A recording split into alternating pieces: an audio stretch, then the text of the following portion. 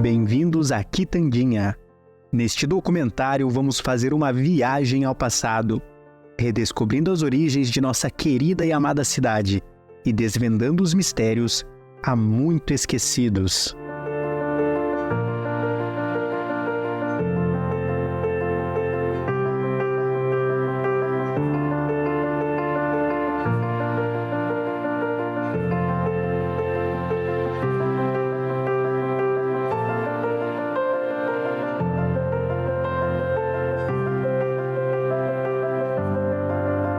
Estou numa casa de aproximadamente 200 anos. Aqui viveu Victor Ferreira do Amaral.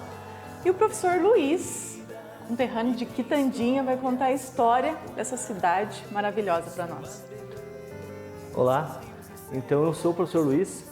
No município aqui já estou agora em março, fazem 25 anos que sou professor.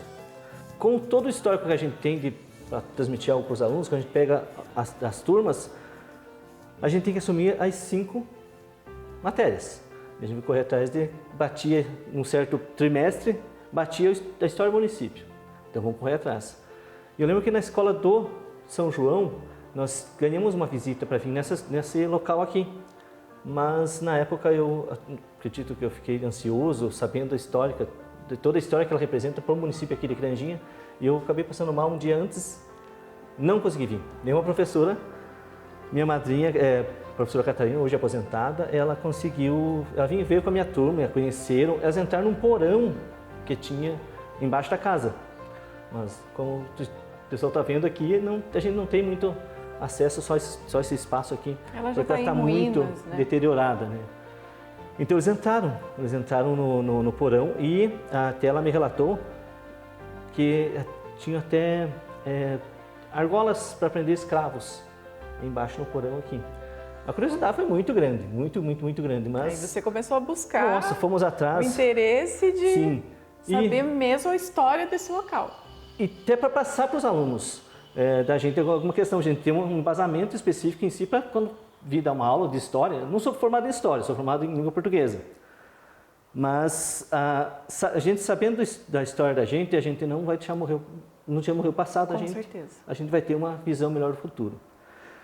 E esta casa aqui, hoje eu sou quitangiense já, tenho minha família aqui, 3 filhas, a Antonella, a Pietra e a Maria Alice, eu digo que tornei-me quitangiense de coração também. E uma das questões específicas do município aqui é que nós não pertencíamos aqui, esse espaço que nós estamos aqui, como você bem falou, que foi de Victor Ferreira do Amaral, esse espaço pertencia para a Lapa. O município da Lapa era imenso, como é, o município da Lapa hoje é grande ainda, né, em território. E aqui pertencia, lá em meados de 1800, pertencia para o município da Lapa. E aqui viveu o Victor Ferreira do Amaral até os 10 anos de idade dele. Até os 10 anos. Até os 10 anos de idade. Onde ele faz, o pai dele, Serafim o Brabo. Até hoje não descobrimos o porquê do Brabo, do nome dele. Eu penso que ele era um visionário da época. Por que um visionário? Ele corria atrás de questões específicas várias estradas, uma estrada que liga Quitandinha a Lapa, até para Curitiba tem restícios dessa questão específica que ele também fundou uma estrada indo para Curitiba. E na época com verbas imperiais ainda. Então, estamos correndo atrás de uma foto de Dom Pedro num armazém aqui então, praticamente da ele época. foi um desbravador. Sim, ele foi um desbravador. E o que ele fez nessa casa? Nessa casa aqui é o Serafim de Oliveira, Ferreira de Oliveira e Silva, o nome completo dele, e Júlia Ferreira do Amaral e Silva, que sai o nome Victor Ferreira do Amaral daí. Ele comprou essa casa aqui para fazer uma beneficiadora de erva mate. Tá? Então, por que eu estou com a bandeira do município aqui? Até para contar, você me ajuda? Claro. A questão, nós temos aqui embaixo, ramos da Iliex paraguariensis, nome científico dado à erva mate. Como é que começa nossa história aqui? Então, como eu disse antigamente, pessoas que vieram da Lapa, na época, em 1800, o próprio Paraná era voltado, a economia do Paraná era voltada para a questão da erva mate. A economia, em torno de 80% na época, era voltada para a erva mate. Então, pessoas, desbravadores, até mesmo antes dessa vinda de Victor Ferreira do Amaral para cá, do pai dele, no caso, Serafim o Brabo, elas vinham da Lapa, no município da Lapa, subindo o Rio da Várzea, canoas, rudes, achavam capões de erva mate, que era natural daqui da Floresta Atlântica, e subiam, colhiam e desciam com essa erva mate. Mas eu fico imaginando, né, numa canoa, o Rio da Várzea não é um... Hoje é um rio mais, ele está mais raso, mas antigamente era um rio mais fundo. Ele assoreou muito, mas eu fico imaginando uma pessoa descendo com erva mate, verde, então começou com essa colheita, eles vinham, colhiam e desciam para lá para vender essa erva mate. E daí, como era esse trajeto para eles voltarem para lá era muito complicado, eles acabaram começando com comunidades pequenas aqui. Antes mesmo de Victor Ferreira do Amaral, o Serafim o Brabo, pai do Victor, nem chegamos nele ainda, a questão específica dele, então ele abriu essa rua, estado, como eu falei para você, indo para Lapa, ele fundou 3 comunidades importantes. Na Lapa, Rio dos Patos, em Quitandinha, Ponte Nova, Barro Branco, Varaneiras. Então, são as comunidades para frente aqui. Se você... eu quero ir para Lapa por dentro. A estrada antiga da Lapa. Isso. Ali. Então, quantos anos tem? Muitos anos que tem. O meu nome é Jandira Lear de Deus. Como meu pai comentava, que quem veio da Itália foi Capitão Serafim, com 4 famílias, e trouxe meu pai da Itália.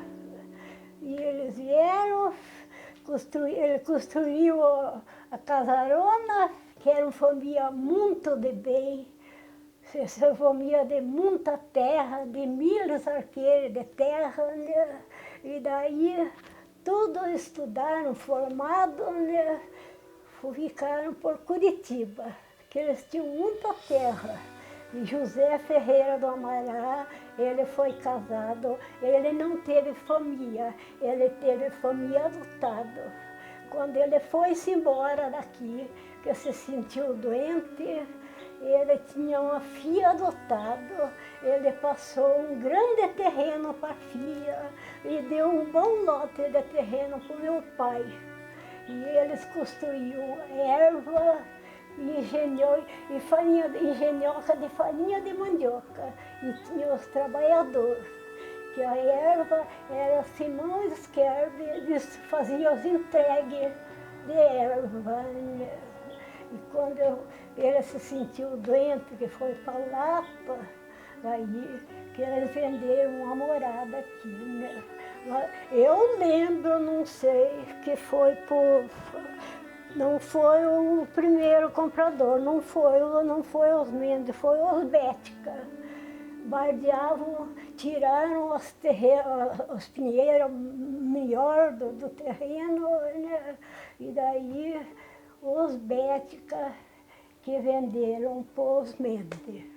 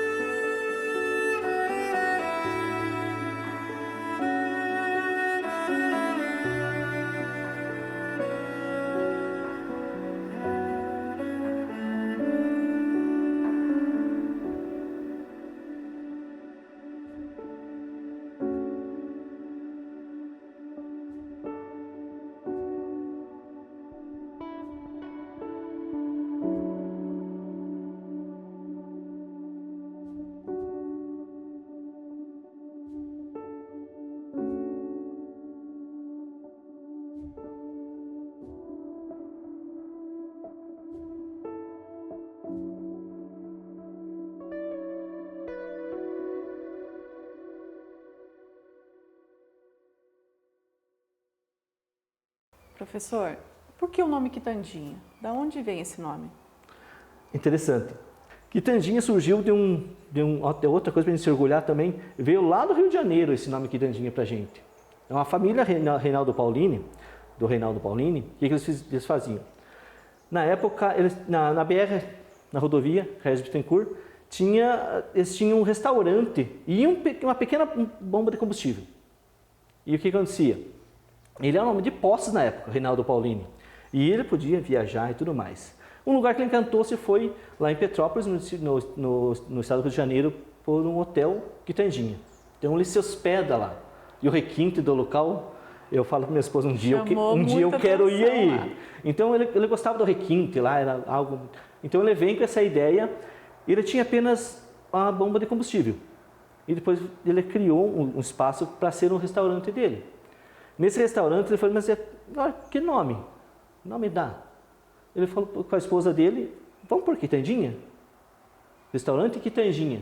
E ele então começa. E ali naquela época, lá antes de 1961, que foi quando Quitandinha ganhou a emancipação, o que aconteceu? Ele virou point do local. Na época, as pessoas se encontravam. Era o point de encontro entre as pessoas. Do pessoal do interior, vamos lá no Quitandinha. Já virou lá no Quitandinha. Então, ficou o nome Quitandinha pelo restaurante do Reinaldo Paulini, da família Reinaldo Paulini. Pela ideia dele, né? Sim. Professor, nós temos a base da economia na época. Como que ela funcionava? Agricultura. Era somente agricultura? Agricultura. Porque se destacou bastante a erva mate. A questão era a extração ainda da erva mate, né? Porque não se plantava. Hoje aqui no município eu conheci uma pessoa no Pangaré que planta, que tem uma floresta de erva mate que ela cuida. Mas era na época, quando os primórdios de Quitandinha, a questão específica da extração, do próprio extrativismo da própria erva mate. Com o tempo, hoje nós somos voltados para a agricultura. 80%, 90%. E eu digo assim, quando a agricultura está bem, o município evolui, cresce. A agricultura cai, o município também dá uma travada. Então hoje eu digo para você que a soja é o carro-chefe ainda. Nas grandes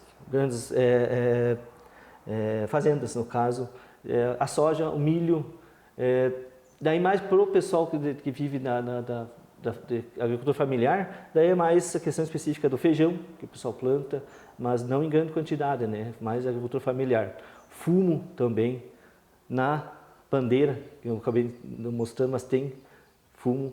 A batata inglesa, tá? Nós produzimos mais batata inglesa do que a Contenda. Hoje a capital da batata é Contenda. Nós chegamos na época a produzir mais batata inglesa do que a própria Contenda. Então hoje eu diria que é a agricultura. A agricultura. A base econômica do município de Quitandinha é a agricultura.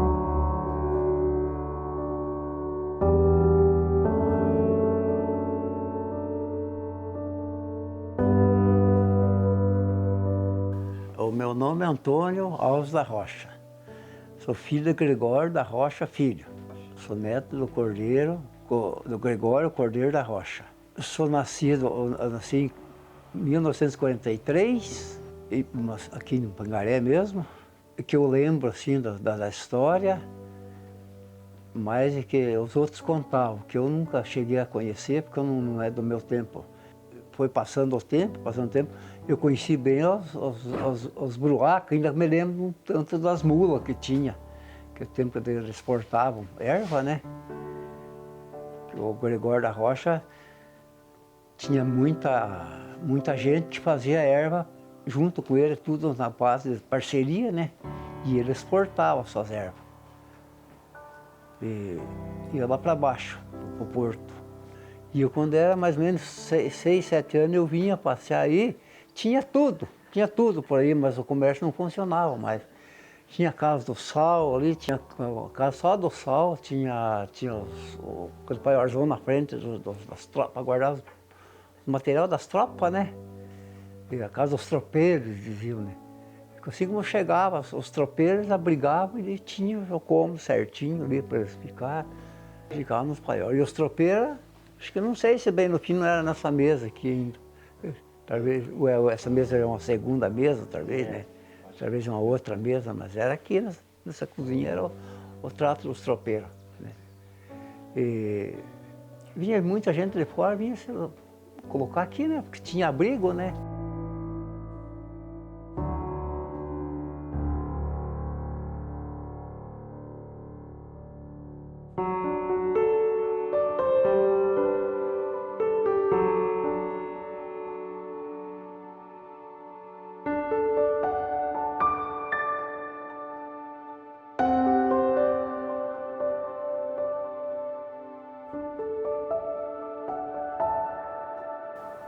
Eles deixavam lá em Morretes, já descia uma leva de mula com cargueiro, puxando a erva, ia 15 mulas.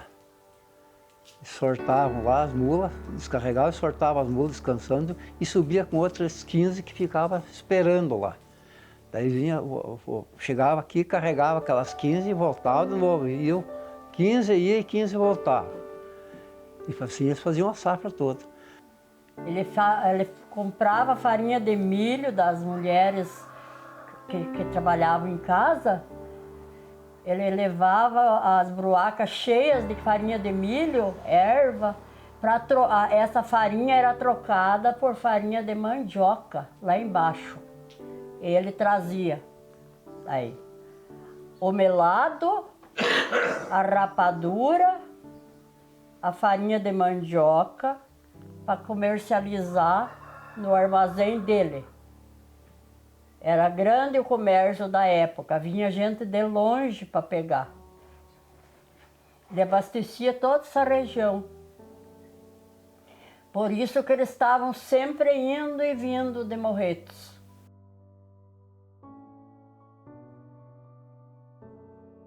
O meu nome é Rodolfo Carlito Rocha dos Santos.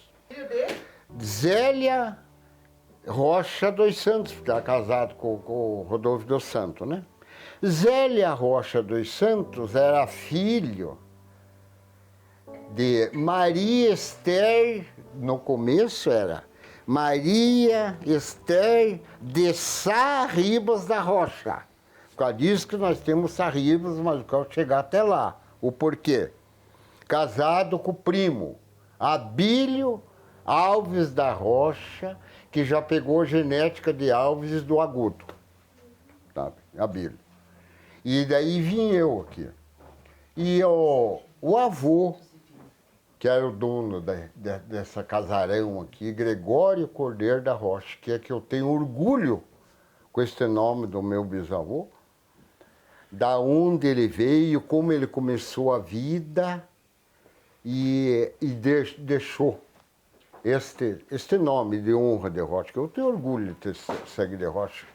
Sabe? Eu conheço da onde que vieram e a visão que este Gregório Cordeiro da Rocha tinha. A visão. Um homem começar com um cargueiro, uma mula de cargueiro num botequinho ali na Deus Monge e deixar o patrimônio que ele deixou. Isso é muito, para mim é muito valorizado. Quando ele fartou, ele deixou 800, só aqui, 820 e poucos arqueiros de terra. Aqui. Trabalhado, mas foi exportador de erva mate. Pois aqui teve, de fato, conhecido 3 tribos de índio. Os Cangangue habitavam lá no Quissé dos Alves, na costa da Serra, lá no Quissé. E aqui no Sarso tinha umas tribos Guarani, que da onde foi eles que roubaram o marido da Inhalica. A Inhalica era irmã de José de Sarribas, e irmã de Joaquim de Sarribas, que era o meu tataravô. Ele era um homem loiro, diz que dos olhos azul, e os índios pegaram aqui no Sarso. Ele estava arrastando tora posbética, e os índios sondaram ele, no momento pegaram ele e levaram embora para Guarapuava. Eram os índios Guarani. De Guarapava eles terminaram, hoje tem uma reserva em Nova Laranjeira, na costa do Jordão ainda tem. Então aqui já era habitada pelos índios das tribos, aqui no Sarso. Nós somos Rocha, são tudo nascidos na Espanha, espanhol. Como aqui era colônia de Portugal e eles vieram desbravar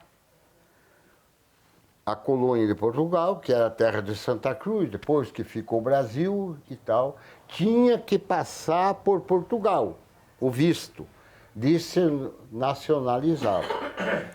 Mas o pior que o Antônio Ferreira da Rocha nasceu na Espanha. Legitimou-se em Portugal, Ferreira da Rocha, Antônio, por causa disso que esse ainda tem o nome do tataravô dele. Antônio Ferreira da Rocha. Desembarcou em Paranaguá em 1793, chegou num lugar denominado Cutia, ali em Roda de São José dos Pinhais. Tá. O João Antônio Ferreira da Rocha, pai de Gregório Cordeiro da Rocha e Cândido Cordeiro da Rocha, e tinha mais 3 mulheres, eu falo o nome se for preciso. Tinha a Tertuliana, que casou com o João Zaleski, com o velho Bernardo Zaleski, que veio trabalhar depois a imigração na Serraria dos Bética, que desbravaram ali. Tá. Gregório Cordeiro da Rocha, filho de João Antônio Ferreira da Rocha, pôs um botequinho no lugar chamado Ribeirão da Erva Doce, que é erva mate, que era o Doce Grande. Pôs uma bodega, eu cheguei a conhecer a Casarão, a bodega. Gregório tinha 40 anos quando casou, uns 40, 42. Assim, quem criou-se mais velho que ele contava. O bisavô Gregório. Daí ele visou. Veio aquela romaria, sabe, de São João Maria, e vinha o povo.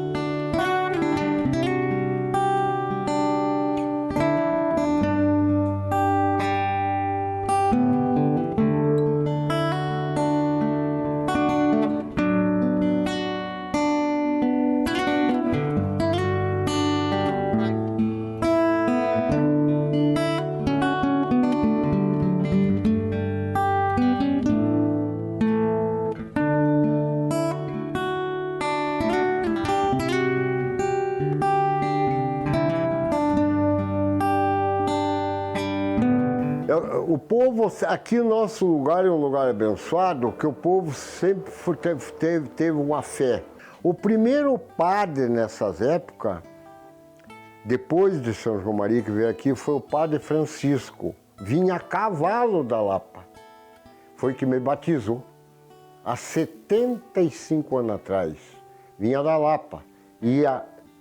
Pousava na capela, tinha a cama dele. O povo tinha religião, tinha a procissão de São João, quando dava seca, não dava essas catastróficas, não. O povo toda a vida fiel, sabe? E São João Maria ninguém o maltratou. Ele era um profeta porque é impossível, é só para mim e os mais antigos. Ele apareceu na Gruta da Lapa, lá onde é o do monge, ele esteve lá. Um tempão ali, na Santimídia da Lapa. De lá ele desceu, veio vindo, foi para o Campo Tenente, é a primeira gruta que eu vou citar. Do Campo Tenente ele apareceu no Rio do Poço. Do Campo Tenente, ali no Campo Novo, perto do rodeio, tem a gruta dele. O povo respeita. De lá apareceu no Pangaré, aqui, no terreno do vovô Gregório. Dali foi para o Cerrinho, tem um lugar respeitado. Dali apareceu no Pié, tem lá, parece que é um cedro que ele estava de São João Maria. De lá ele apareceu no Lajeado. Do Lajeado, a outra aparição que eu conheço, teve mais, foi em Monte Castelo. O asfalto passou por cima e teve que desviar, porque não teve quem vedasse aquela água. E a Igreja Católica não tem ele como um santo. Eu tenho ele como um profeta, um homem sábio, as profecias que ele contou no que ia ser e o que foi, que iam mudar o rio na Areia Branca, mudaram o rio. Então, essas profecias de São João Maria, eu afirmo para vocês que ele era um profeta. Não era um revolucionário, não cobrava nada de ninguém. E era um curador na época. O povo vinha com fé, aleijado, andava, pregava o Evangelho de Jesus Cristo. Ali, para lá do Nerso Tchê, que tem outra gruta de São João Maria. São João Maria, o profeta João Maria. Ele foi um profeta. As coisas que ele falou, desde a evolução para cá. As grandes romarias que vinham, o povo a cavalo, vinham a pé. E ninguém via panela. Às vezes trazia alguma coisa para ele e ele não viam ele cozinhar e não tinha nada. E ele, interessante, que podia vir a chuva que viesse, não apagava o fogo e não molhava onde ele estava. Ele nunca pousou na casa de ninguém aqui, que já tinha depois dos Betos. E ele tinha um mistério, ele não comia na casa de ninguém, nunca pousou, teve um cômodo. E chovia, onde ele estava não chovia, e não apagava o foguinho dele. Eu lembro 3 coisas que ele chegou, que vinha uma ilusão para o povo, um grande tapete preto que ia passar aqui, que ia cortar e todo mundo ia correr atrás da morte. E vinha uma evolução de plantar uma árvore que o passarinho voava o dia inteiro e não achava fruto para comer. E se fosse pousar na árvore, ainda furava os olhos. A avó contava. Outra coisa impressionante que eu falo com orgulho, de eu ter uma memória de gravar, que o mundo ia ficar tão pequeno que você ia conversar com uma pessoa do outro lado do mundo, olhando a fotografia. Chegou-se a internet.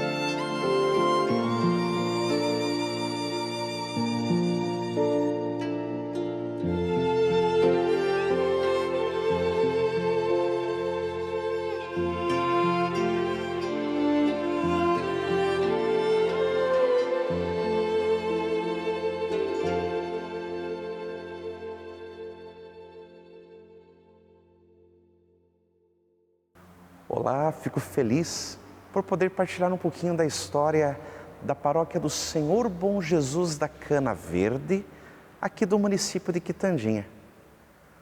Para nós falarmos da história, antes é necessário nós entendermos que a paróquia, ela é anterior à criação do município, que se deu no ano de 1961. E antes de existir a paróquia, aqui já existia uma comunidade eclesial numa pequena capela, chamada de Senhor Bom Jesus da Cana Verde, de Areia Branca dos Andrade.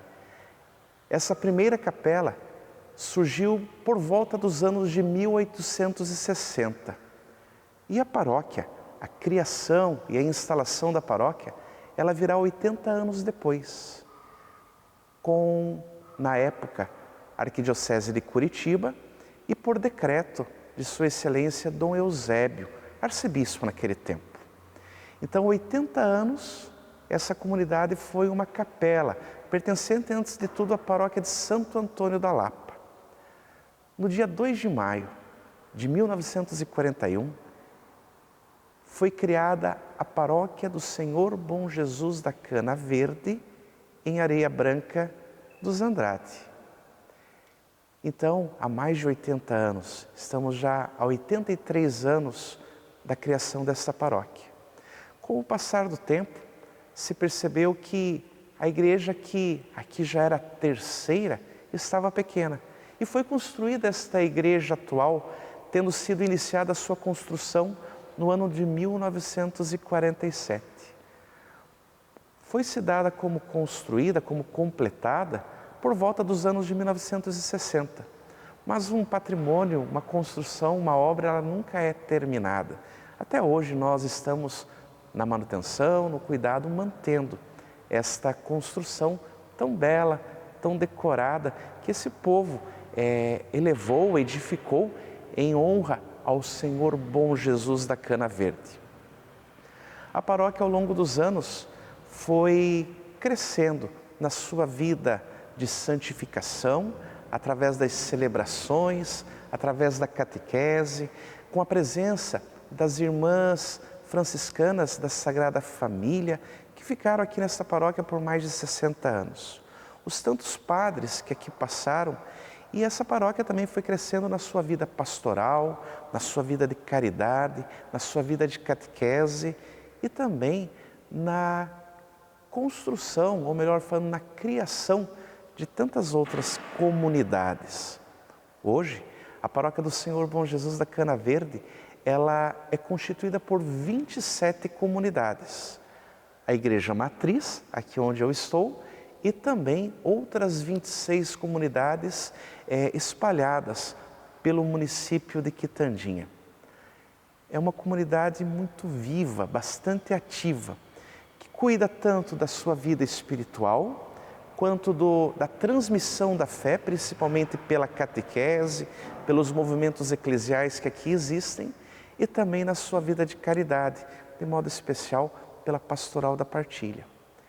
Esta paróquia, esse povo, os paroquianos daqui, cuidam muito de tudo aquilo que receberam, seja do seu patrimônio físico, falando da igreja matriz, falando do seu salão, falando do seu centro catequético, mas também cuidando daquilo que vai ficar para os que virão. A paróquia do Senhor Bom Jesus da Cana Verde, com toda a sua história, ela se torna protagonista nesta região onde nós vivemos. Muitos são os devotos, muitas pessoas que aqui nasceram, aqui residiram e talvez hoje moram em lugares mais distantes, da cidade grande ou em outros municípios, retornam para cá e com tanto carinho recordam das memórias que aqui viveram, sejam com seus pais e com seus avós. A Igreja Matriz, a atual Igreja Matriz, ela foi iniciada a sua construção no ano de 1947. Aqui, o povo que iniciou esta localidade era de origem portuguesa. Depois da Revolução Industrial, por volta dos seus 1880, 1890, início do século XX, chegaram aqui outras etnias, de modo especial chegaram os poloneses.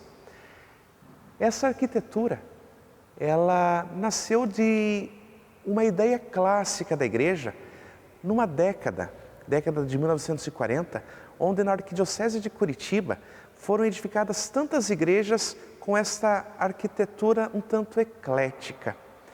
Ela nasce com contornos neoclássicos, mas também vem algumas coisas já da inspiração moderna. Se nós olharmos para a fachada da igreja matriz, ela recorda um pouquinho o barroco. Nós temos uma igreja assim muito parecida com essa também em Curitiba, a Igreja do Rosário, que também é mais ou menos da mesma época, dos anos de 1940. O mesmo arquiteto dessa igreja também projetou a arquitetura da igreja de Santa Terezinha, no Batel, em Curitiba. Lá pelos anos de 1960, foi iniciada a pintura desta igreja matriz. Nós podemos olhar o presbitério e conta-se que o artista que iniciou a pintura dessa igreja, ele também era violinista e todas as tardes, por volta das 6 horas, ele tocava no seu violino a Ave Maria de Gounod dentro dessa igreja, pela acústica que tem aqui dentro. Esse artista, ele morreu durante a pintura dessa igreja, ele conseguiu concluir o presbitério. E depois os seus alunos, os discípulos deste artista, eles deram continuidade no restante da pintura desta igreja matriz. Neste momento ela precisa de um restauro, mas antes do restauro nós precisamos ter um cuidado com a parte estrutural dela. Então cada coisa a seu tempo, mas nada impede de nós vislumbrarmos a beleza, os detalhes, as cores, a harmonia que existe aqui dentro, tanto na sua arquitetura quanto na sua decoração.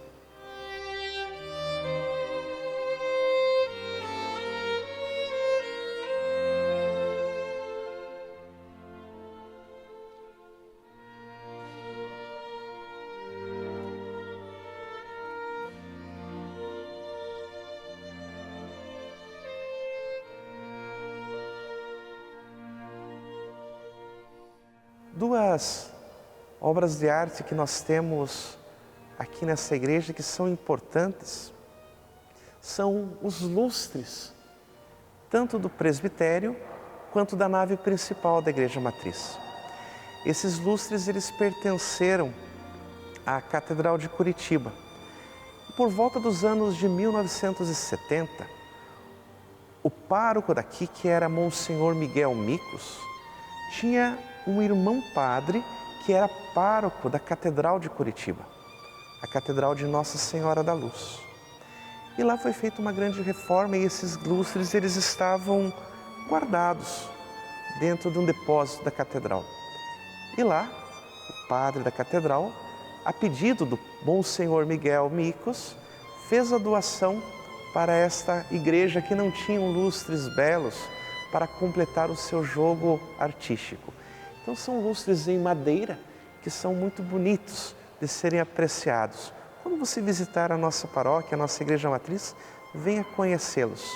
E além desses lustres, também temos a histórica imagem que está no alto do presbitério dessa igreja, a imagem do Senhor Bom Jesus. Nós não temos uma data exata da chegada desta imagem aqui na igreja, mas nós sabemos que ela foi a primeira imagem, desde as capelas anteriores, e que tem uma beleza artística gigantesca, muito rica para ser apreciada.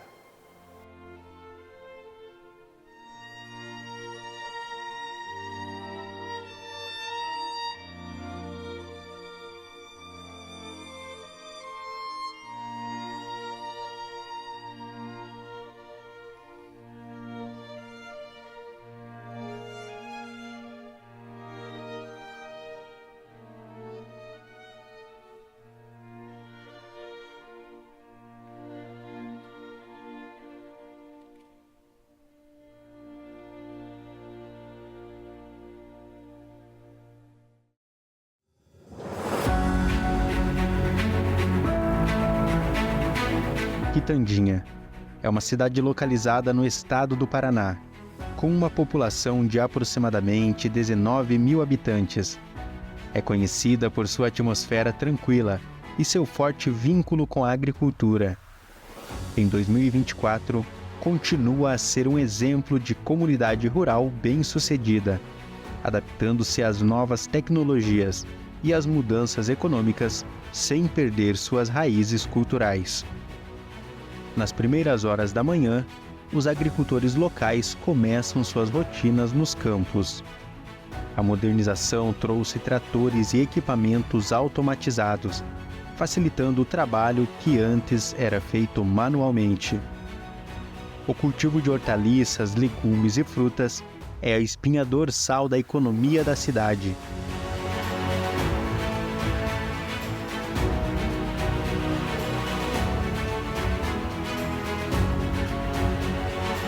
Quitandinha desenvolveu muito nos seus últimos 10 anos.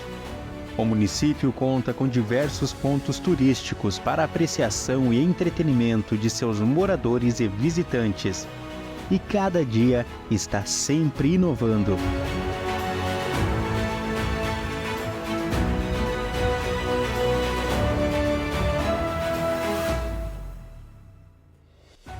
Em memória a João Santana Pinto, figura de tamanha importância para Quitandinha, que muito contribuiu para com o município, foi implantado um museu de resgate histórico, onde o visitante pode conhecer toda a história de Quitandinha e de seus ancestrais através de livros, fotos e até mesmo objetos da época. Quitandinha também é conhecida pelos seus festivais de grande sucesso na região, como o Festival da Gastronomia Familiar, Festival da Gaita e Violão, Festival de Dança e as festas tradicionais que enriquecem ainda mais a cultura quitandinhense. A tradicional festa em comemoração ao aniversário da cidade, ocorrida sempre em 13 de junho, e o Natal Iluminado, que acontece todo ano na terceira semana de dezembro, e que sempre oportuniza artistas locais a mostrarem seu talento, dando visibilidade para o mundo artístico, além de diversas atrações nacionais.